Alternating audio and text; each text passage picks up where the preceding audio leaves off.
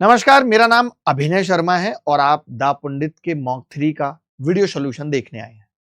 मैं आपको बताना चाहता हूं, अगर आप मुझसे यूट्यूब से मैथ्स पढ़ना चाहते हैं तो अभिनय मैथ्स यूट्यूब चैनल से आप पढ़ सकते हैं। अगर आप अपनी कैलकुलेशन को बूस्ट करना चाहते हैं तो आप हमारे अल्ट्रा कैलसी बैच जो कि अभिनय मैथ्स यूट्यूब चैनल पर लाइव क्लासेस के साथ पढ़ाया जा रहा है उसमें पढ़ सकते हैं।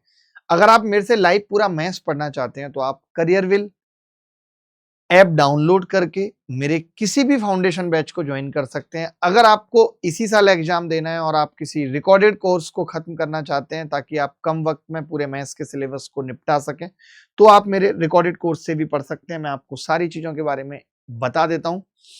जैसे कि अगर आप YouTube पे सिर्फ रिवीजन करना चाहते हैं तो हमारे एसएससी सुपर रिवीजन प्लान से सिलेक्शन सीरीज के जरिए सिर्फ मैथ्स से नहीं बाकी के सब्जेक्ट्स को भी रिवाइज कर सकते हैं। अगर आप पूरी एसएससी की तैयारी हमारे साथ करना चाहते हैं तो मैं अभिनय और इंग्लिश गोपाल वर्मा सर और रीजनिंग अरुण सर और general study Abhishek sir and team से पढ़ सकते हैं। अगर आप सिर्फ मैथ्स और वो भी रिकॉर्डेड फॉर्म में पढ़ना चाहते हैं तो आप इस मैथ्स स्पेशल जिसके अंदर लाइव प्रैक्टिस सेशन भी है इससे पढ़ सकते हैं। और अगर आप मैथ्स लाइव पढ़ना चाहते हैं तो आप 23 मई से इस बैच में जुड़ सकते हैं।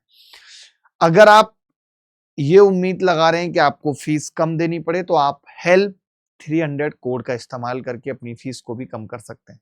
अब फटाफट से मॉक पे आते हैं और 1 सेकंड में पहले सवाल को निपटाएंगे। देखिए, जब भी कभी ऐसा सवाल आता है जहां पे आपसे ये पूछा है कि दो वृत्त एक दूसरे से 27 सेंटीमीटर की दूरी पे दोनों वृत्तों की त्रिज्या 12 और 6 है। मैं सिर्फ पहले सवाल को पढ़ रहा हूं, बाकी मैं ये मान के चल रहा हूं आप सवाल पढ़ के आए।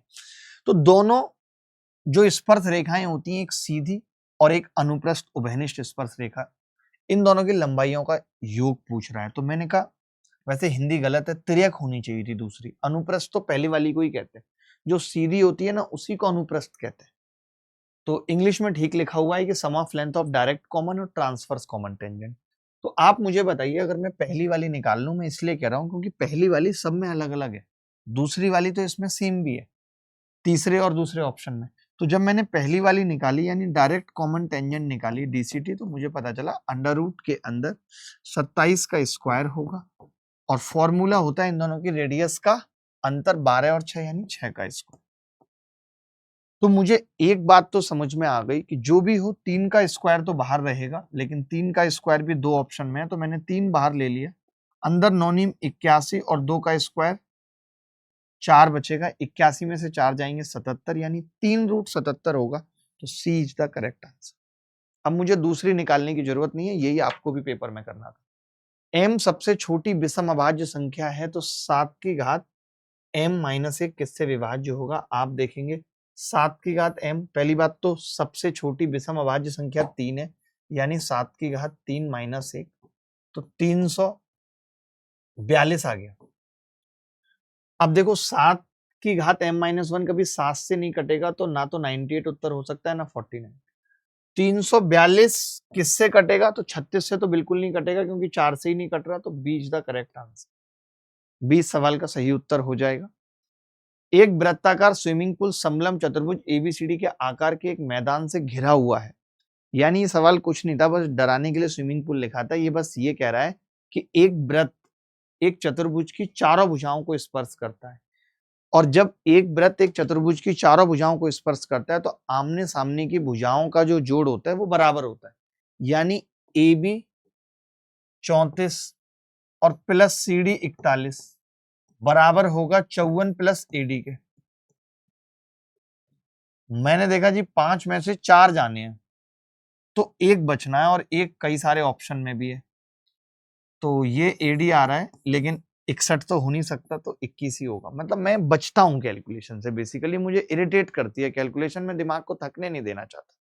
मुझे ये पता चल गया कि एक आएगा और 61 नहीं होगा। त्रिभुज एबीसी में भुजा बीए को बिंदु डी तक इस प्रकार बढ़ाया गया है कि डीएसी 90 है। डी ए सी और 90 है, बिल्कुल सही बात। अगर डीएसी 90 है तो ये भी 90 होगा और ये बी है। एबीसी एक ट्राइंगल था। हमसे पूछ क्या रहा है सवाल में? हमसे कह रहा है कि एबीसी तथा एसीबी, एबीसी यानी इसका एंगल बाइसेक्टर और इसका एंगल बाइसेक्टर यहाँ पे मिलते हैं, यानी ये इन सेंटर हो गया। इन सेंटर का फॉर्मूला क्या होता है? 90 प्लस वर्टेक्स का एंगल θ/2 यानी 90/2, तो ये 135 आ गया। यानी इसमें 48 का भी कोई यूज नहीं है, बस वो टाइम पास के लिए दिया हुआ है 48। कई बच्चे ऐसा कर सकते हैं कि ये 48 है, फिर इसको निकालेंगे, फिर एंगल बाइसेक्टर से 24 बताएंगे ये, और फिर 180 में से घटाएंगे। ये सब नौटंकी करने की जरूरत नहीं। एक दुकानदार अपना माल 16.66% की हानि पर बेचने की बात स्वीकार करता है। 16.66% हानि का मतलब 1/6, 1/6 का मतलब कि 6 का माल 5 में बेच रहा है। लेकिन वो माल खरीदने और बेचने के समय 25% की धोखाधड़ी करता है दोनों बार। 25% का मतलब 1/4, यानी जब लेने की बारी आती है तो 4 की जगह 5 लेके आता है, जब देने की बारी आती है तो 4 की जगह सिर्फ 3 देता है, अपने 3 को ही 4 बना देता है। बात खत्म। हमने कहा 4 से तो ये 4 कट गया, 6 तिया 18 और 5m 25, 6 तिया 18 और 5m 25, यानी 18 पे 7 का फायदा है, 18 पे 7 का फायदा है। अब कोरिया का बच्चा बता सकता है कि अगर 40% होता, 18 चौक 72, 40% होता तो 7.2 होता। 18 पे 7 के फायदे का मतलब 7.2 होता, लेकिन ये उससे थोड़ा सा कम है, तो 40 से थोड़ा सा कम 38.88% आ जाएगा। एग्जैक्ट निकालने की जरूरत नहीं होती। यही सब चीजें मैं अल्ट्रा कैल्सी बैच में सिखाता हूँ एग्जाम्पल के साथ, और अपने बैच में जब सिलेबस खत्म करता हूँ तब भी यही चीज सिखाता हूँ कि tan A अगर cot B के बराबर है तो A प्लस B 90 होगा, ऐसा तभी हो सकता है। यानी 4A प्लस A माइनस 30 90 होगा। आपने कहा जी यहां से 5A 120 आ रहा है, और हमसे सवाल में cos 5A पूछ रहा है। cos 5A cos 120 माइनस 1/2 होता है, बी आंसर आ जाए। क्या मुश्किल था ये सवाल? बिल्कुल भी नहीं था। समीकरण x² प्लस x माइनस 12 के मूल दे रखे हैं। पहली बात तो ये समीकरण नहीं है, इसको समीकरण बना लो, जीरो कर लिया। अब हमसे पूछ रहा है सवाल में a² plus b² minus ab बताओ क्या होगा। तो मैंने कहा मैं इसको ऐसा लिख सकता हूँ 2ab जोड़ के कि a प्लस b का स्क्वायर और माइनस 3ab, ऐसा लिख सकता हूँ। मैंने 2ab जोड़ दिया और 2ab घटा दिया, इसमें क्या दिक्कत है, डायरेक्ट भी हो जाएगा, कोई इतनी बड़ी बात नहीं है। अब सम ऑफ रूट कितना होगा, -1 का स्क्वायर 1, और प्रोडक्ट ऑफ रूट -12 है, -12 का मतलब ये 36, तो 37 उत्तर आ। कोई बहुत मुश्किल सवाल नहीं था, ये बच्चों जैसा सवाल था। भाई alpha plus beta minus b by a होता है, alpha beta c by a होता है। ये सवाल है सिंप्लीफिकेशन से। देखिए थोड़ा सा तेज करना सीखिए, जैसे p बराबर ऐसे समझिए, 12 से भाग करूंगा, बॉड मास में पहले भाग होता है, 12 दूनी 24 और 2 तिया 6 बटे 4 दूनी 8 और 12 से भाग लगेगा तो 12 और 8 ऊपर चला जाएगा, 8 सिंह 48 बटे 12, p 4 आ गया। अब मुझे q निकालना है, q बराबर, यहाँ पे निकालते हैं q बराबर। तो आपने कहा कि जी 5 से भाग होगा तो 5 बचेगा, 5 दूनी 10, 10 में 21 जोड़ूंगा, 31 में से 11 घटाऊंगा, 20 आ जाएगा ऊपर। और नीचे आपने कहा कि पहले तो 25/3 करना पड़ेगा भाग, और गुणा 6, 3 दूनी 6, 50 आ जाएगा, 50 35 में से घटेगा, 15 बचेगा, 4 से 20 को भाग लगेगा 5, 15 और 5 फिर 20 हो जाएगा, यानी 1 आ जाएगा। इतनी कैलकुलेशन आपको ओरल करनी पड़ेगी। सवाल में पूछ रहा है p प्लस क्यू, 4 प्लस 1 5 आ गया।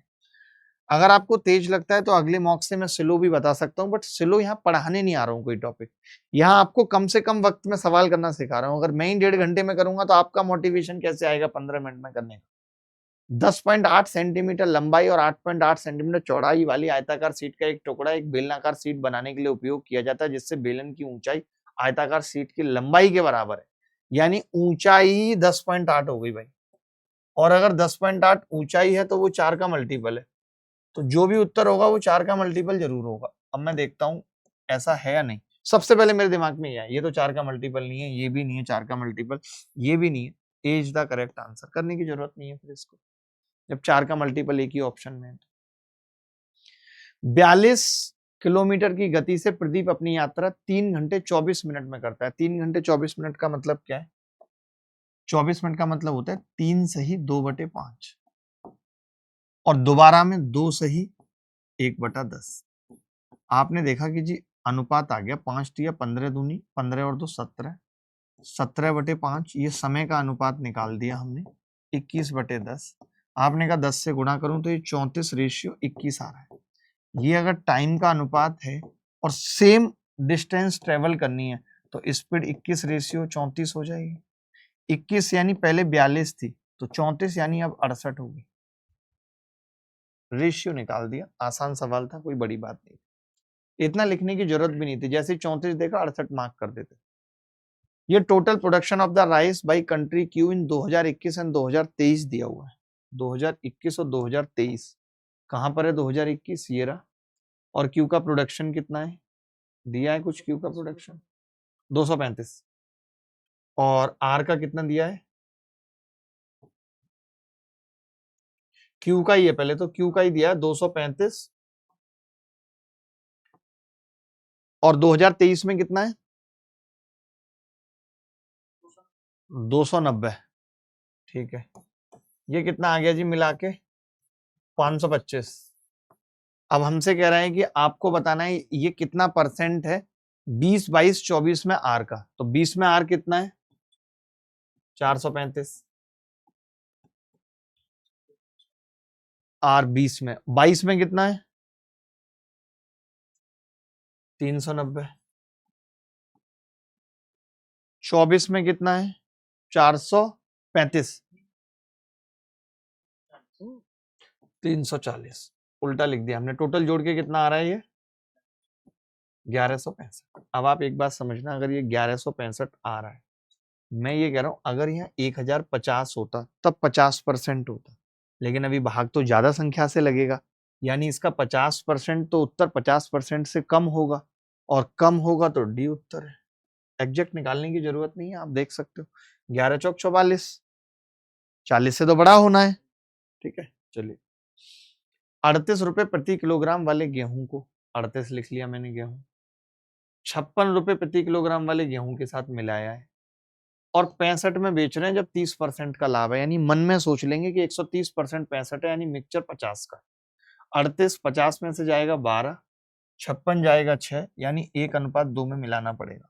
आप में से शायद ही कोई ऐसा होगा जिसको ये नहीं पता होगा कि अगर ये सीपी है, ये सीपी है, तो बीच में भी सीपी होनी चाहिए। अगर आप 65 में बेच रहे हो तब आपका 130% की वैल्यू है 65, क्योंकि 30% का लाभ ले रहे हो।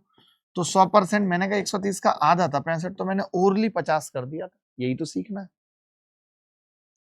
अभिषेक एक काम को 15 दिन में कर सकता है, भूषण उसी काम को 18 दिन में, और रवि की मदद से 6 दिन में काम पूरा करते हैं। रवि का हिस्सा बता। देखिए बड़ा सिंपल है, जो जितना काम करता है उसको उतना हिस्सा मिलता है।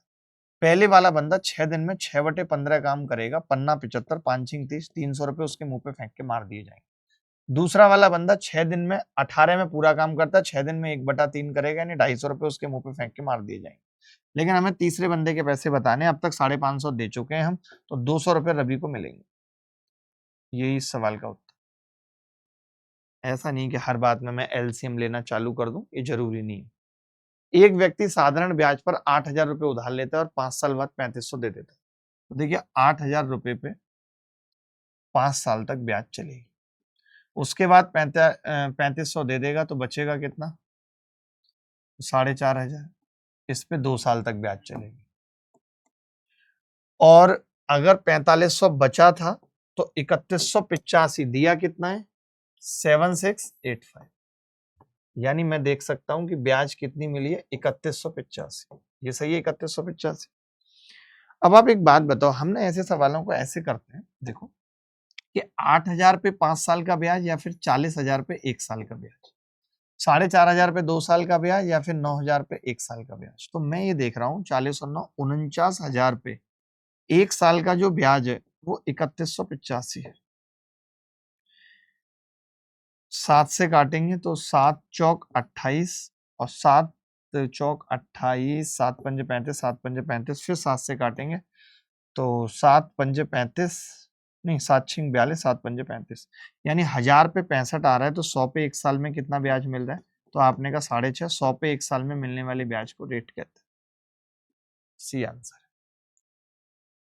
आर मानने की जरूरत नहीं थी।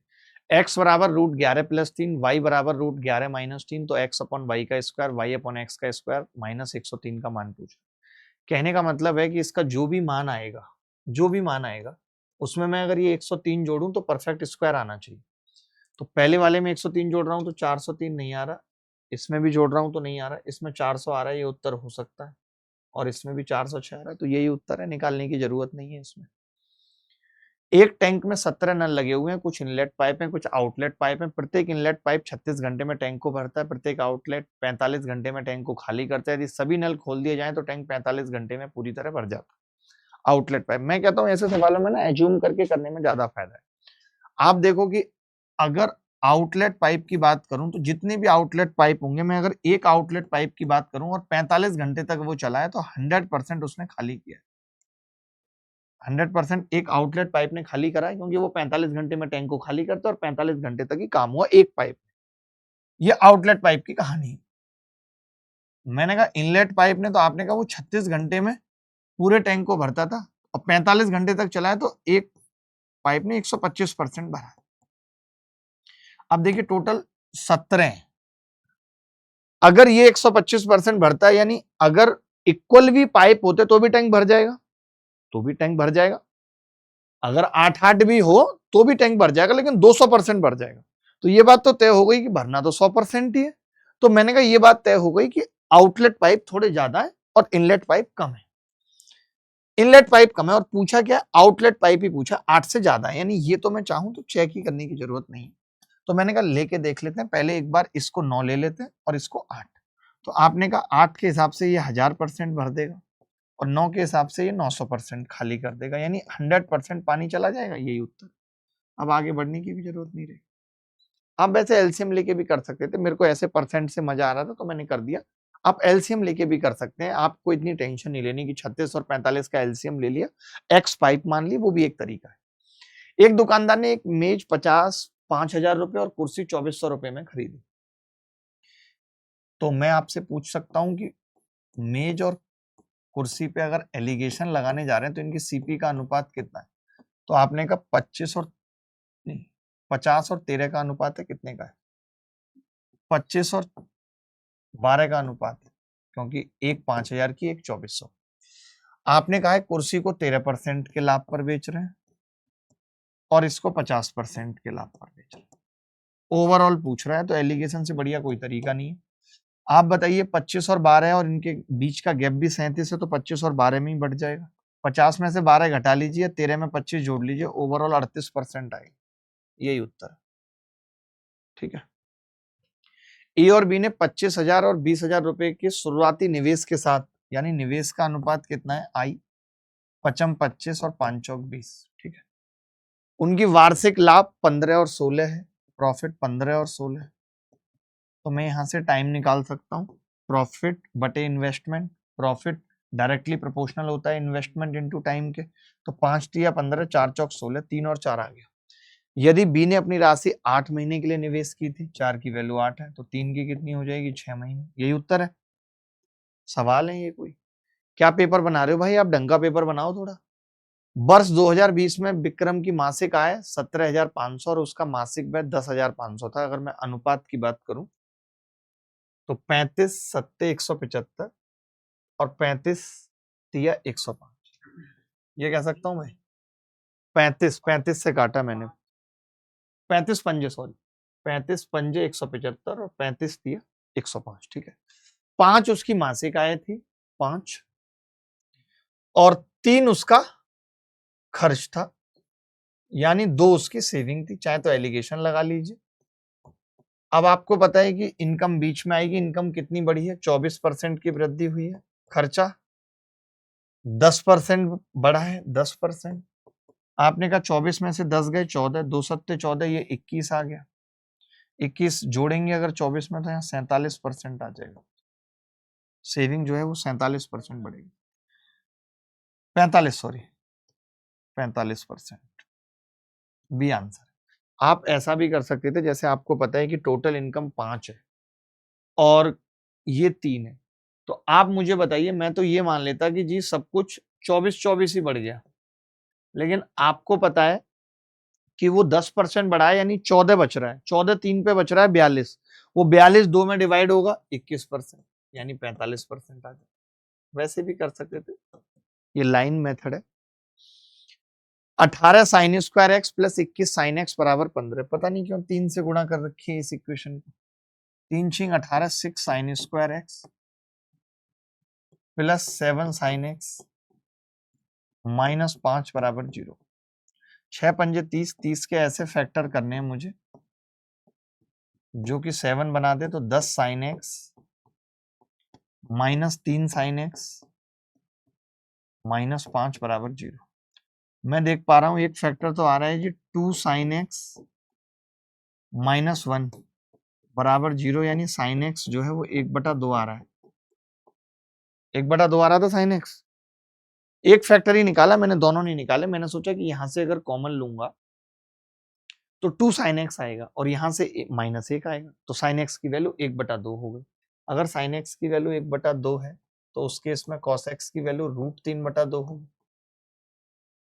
और फिर नीचे 1/2 माइनस √3/2। अच्छा मैं इतना समझ गया, उत्तर नेगेटिव आएगा।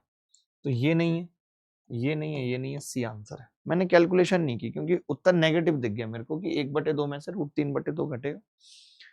सर्वेश ने 12,730 रुपए की कीमत वाली एक वॉशिंग मशीन इस शर्त पर खरीदी कि उसे पहले वर्ष के अंत में 2373 रुपए, पहले वर्ष के अंत में ये दे रहा है 2373 रुपए, दूसरे वर्ष के अंत में ये दे रहा है 5148 रुपए, तीसरे वर्ष के अंत में ये दे रहा है जी 1089।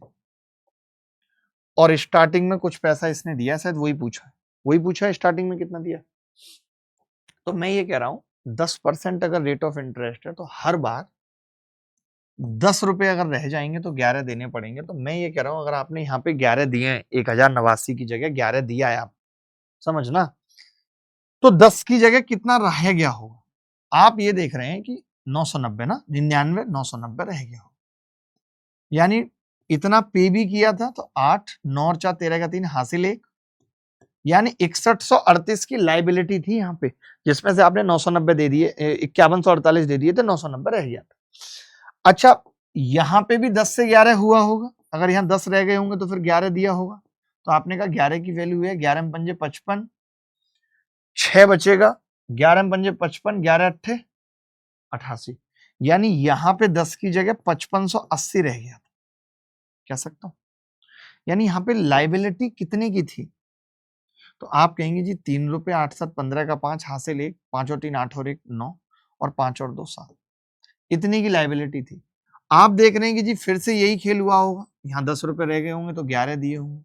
अगर 11 की वैल्यू ये है तो 1 की कितनी होगी, 11 सत्ते 77, 2 बचेगा, 11 दूनी 22, 11 तिया 33, 723, यानी यहाँ पे 7230 रुपए की लाइबिलिटी थी। आप कहेंगे कि जी ये सामान तो 12730 का था और आपने 7230 दे दिए, यानी कि 5500 आपने नगद ही दे दिए थे, क्योंकि जो लोन चालू हुआ वो 7230 पे दिया। तो सी आंसर। देखिए मैं बहुत एफर्ट यहाँ समझाने में नहीं लगा रहा हूँ, क्योंकि मैं ये मान के चलता हूँ आप मॉक टेस्ट दे रहे हैं, आपका सिलेबस भी खत्म हो गया, सब कुछ आप कर चुके हैं। आपको बस वो चीजें सीखनी है कि कैसे कम वक्त में सवाल होंगे, वही सिखाने में आ रहा हूँ। स्थिर जल में एक नाव की गति 18 और धारा की गति 6 है। नाव द्वारा 168 किलोमीटर यात्रा करनी है, जाना है और आना है। तो एक बार तो 168 जो है वो 18 + 8 26 से ट्रेवल होगा, 18 + 6 है 24 से ट्रेवल होगा, और एक बार 18 - 8 10 से ट्रेवल होगा। ये कह सकते हैं हम। देखना जरा मैंने गलत तो नहीं कहा। एक सेकंड, 18 - 6 12।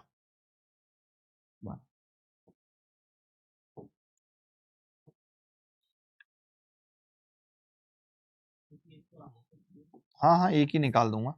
24 से अगर भाग करूंगा इसको तो 24 सत्ते, तो ये 7 और ये 14 आ जाएगा, 21 उत्तर आ जाएगा। ये सवाल पाई चार्ट का बड़ा आसान है। ये कह रहा है एस और आर से परीक्षा उत्तीर्ण करने वाले छात्रों की संख्या। उत्तीर्ण करने वाले छात्र कौन से हैं, इधर जो परसेंट में, तो एस आर परीक्षा उत्तीर्ण करने वाले छात्र कितने हैं, एस और आर 25 और 12 37% है। इसका परसेंट पूछ रहा है तो 37 का मल्टीपल ही होगा।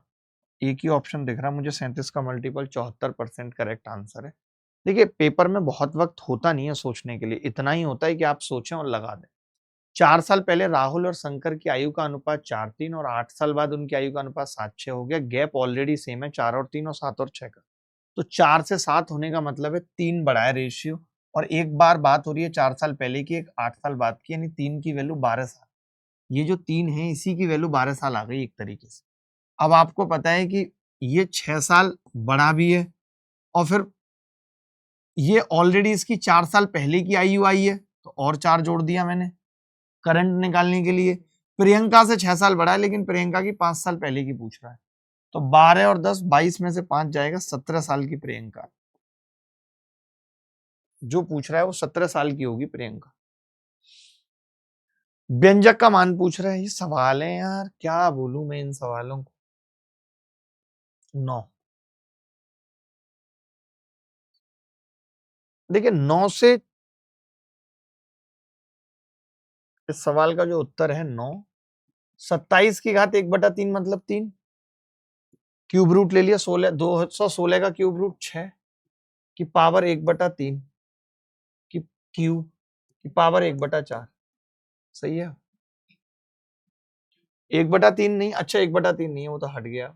ठीक है, तो आपने देखा कि 9 की घात 3 और ये 9, यानी 9 की घात 4 ही आ गया, और ऊपर पावर 1/4 है, कट गई, तो 9 ही उत्तर आ गया। मतलब इस बार मैं कहूंगा कि मॉक बिल्कुल भी लेबल नहीं था, बहुत ही रद्दड़ मॉक था। मॉक के नाम पे बस क्या बोलूं, क्या ही था। धन्यवाद, बाय, टेक केयर।